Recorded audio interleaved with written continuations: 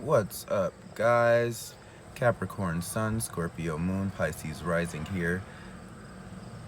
And today, I want to talk about astrology. So, I did make a video not too long ago saying that I was going to start posting astrology videos. And the thing about it was that I wasn't entirely sure where I was going to start. I actually had this whole concept for kind of like a story time, kind of like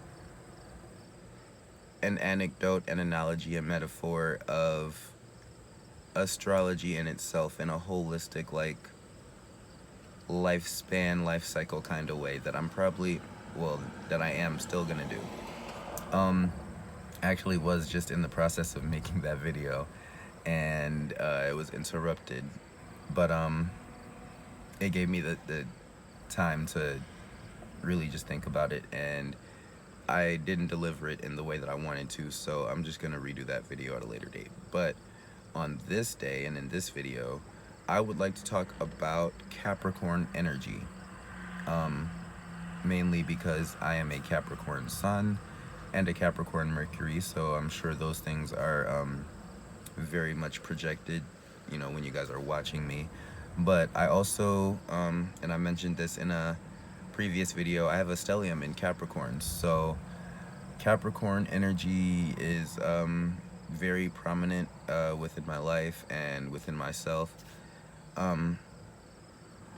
So yeah, we'll start there. Also, before we get into it, if you like my videos, like, comment, share, and subscribe. I'm definitely grateful that you guys are watching, and I just hope that in my videos I'm able to touch you guys in some way or shift something. I hope, you know, that you guys watching these videos is helpful to you in some way, and that it's I guess at the very least entertaining. But yeah. So Capricorn is an earth sign, a cardinal sign, and the sign most commonly identified as being the Saturnian sign, the pragmatic, the slow-moving, the hard-working, the boring sign, I guess. I mean, in a lot of ways it can be, but boring isn't always bad. But yeah, Capricorns, ruled by the number 10, the planet Saturn, the deities of Zeus, the father time, Kronos, Satan, the devil, Hades, that's an archetype as well. And from the sun ego aspect astrologically, you are definitely a Capricorn if you were born on or between the days of December 19th to January 20th. But honestly, I kind of feel like, and this is just me personally, but I'm a January 7th Capricorn. I'm a second decan Capricorn, and I just personally, I could be wrong, this is just, again, my own personal thoughts and feelings, but I kind of feel like the second decan of every sign, and that's like the middle 10 days of that 30-day period of every sun sign, or every sun constellation every month.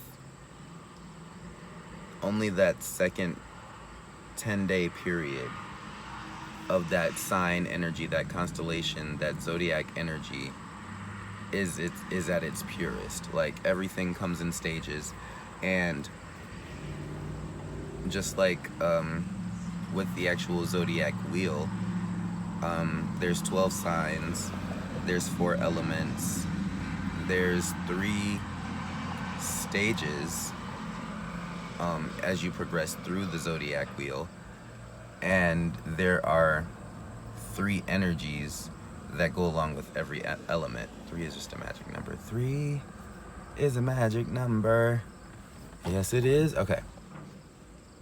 So in the first stage of the zodiac wheel, the first 4 signs, your Aries, Taurus, Cancer, and Gemini, those are the ego, or the, like the id, or like the body energy portions of the zodiac wheel. That's like the beginning stages. That's just like, like the baby being born, the initially getting all your senses, getting a sense of, your own wants and needs, and basically just like that first stages of figuring out who you are as a person individually. And then you have the second 4 set, which is the Leo, the Virgo, the Libra, and the Scorpio. And that is the ego, or the identity part of the zodiac wheel, or like the mind. I like to consider it the first 4 are body, the second 4 are mind, the third 4 are spirit, and how you choose to interpret or identify or even term these energies is, up to you.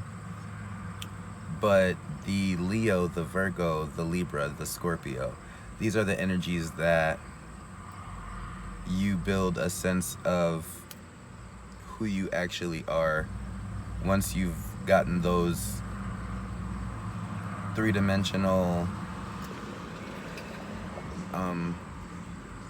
remedial, well, I wouldn't say remedial, but those first life lesson type concepts that we all have to integrate as humans once we first get here. So, once you've developed your 5 senses, once you've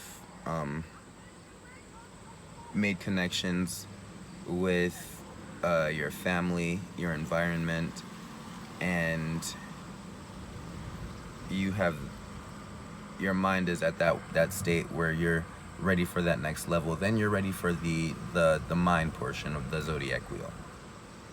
The first portion, Leo, being the internal, or the individual incorporation and integration of all of those aspects that you just finished developing, bringing those all together to form one complete person, and realizing how special you are and all that good shit. And then Virgo is using that you've now accumulated and developed to further enhance yourself and your body and your mind. It's Virgo is a mercurial sign, so it's a very mind energy, quick moving, all over the place kind of energy. So it's more so about using those things that you've learned not only on yourself, but to start to connect with the world around you.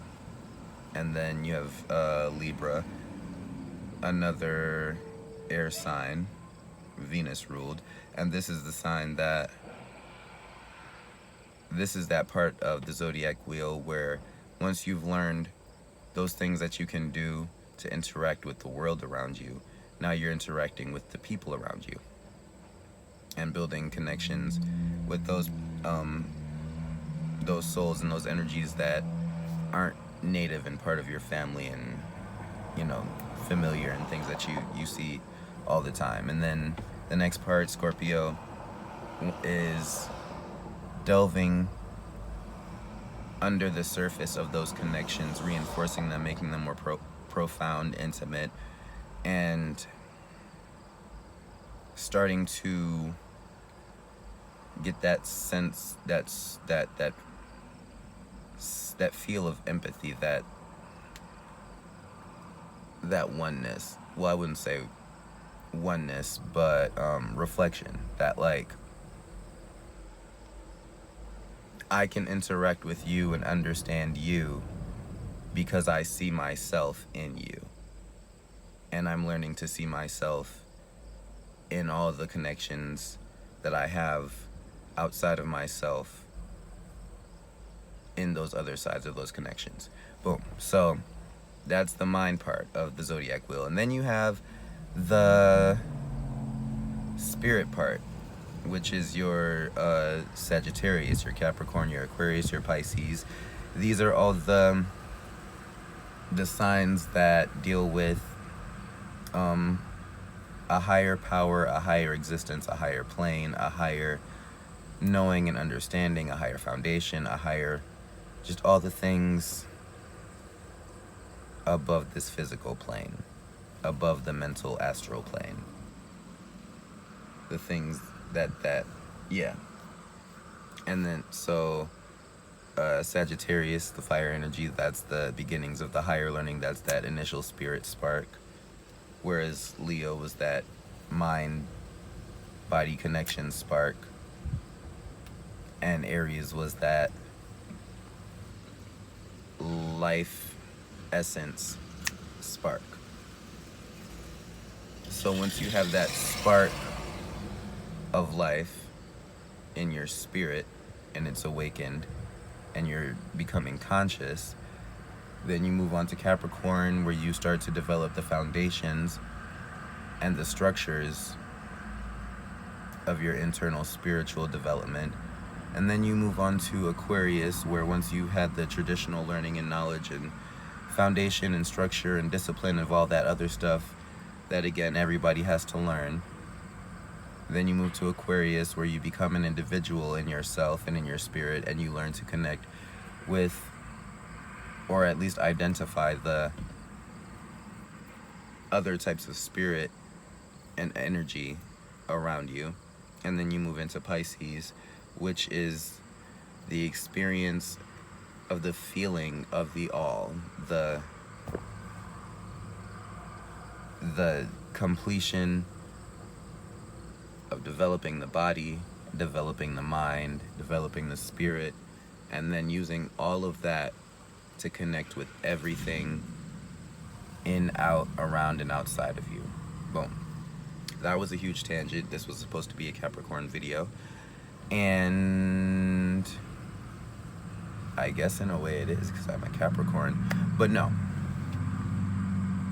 Capricorns are very methodical, very pragmatic, very driven. Capricorns are the type of people where they don't need a boss and they don't need employees. They just need to know what it is they need to do and how much time they have to do it, because they'll figure out everything else. Capricorn energy is that energy of, don't tell me what to do, I got it.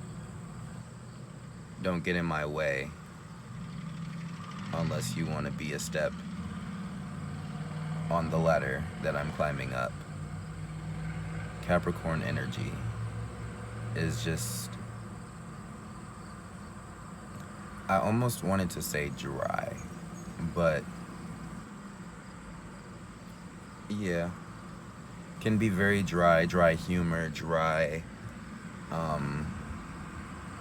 skin.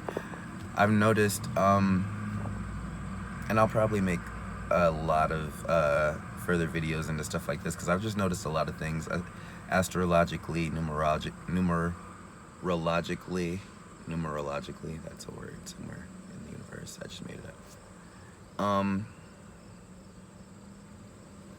Psychologically, just, there are a lot of things that we can tend to overlook or not make connections to because they seem so far removed from one another, but they're not. that kind of goes into my everything is connected video, but that was more so just like a connection between astrology, astronomy, and numerology. So yeah, sorry guys, I'm looking at nature, I kind of spaced out. But this video's 15 minutes now, and yeah, I hope you guys enjoyed it, because I lost my train of thought. It's not a Capricorn video. This is just probably gonna be like an astrology overview. The three,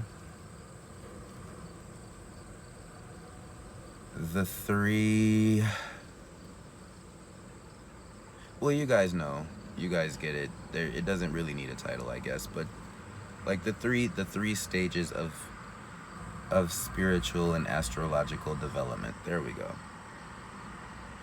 So yeah, that's what this video is. And if you want me to delve further into it and give like a more detailed explanation on any of these concepts, on any of the parts of this huge tangent that I just went on, let me know. Comment down below.